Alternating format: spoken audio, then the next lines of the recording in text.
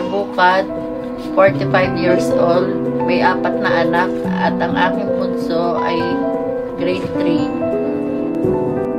Siya si Teacher Lenny Duba Alamani, 42 years old at 12 years nang nagtuturo sa Bagong Buhay E Elementary School at kasalukuyang grade leader ng Kinder.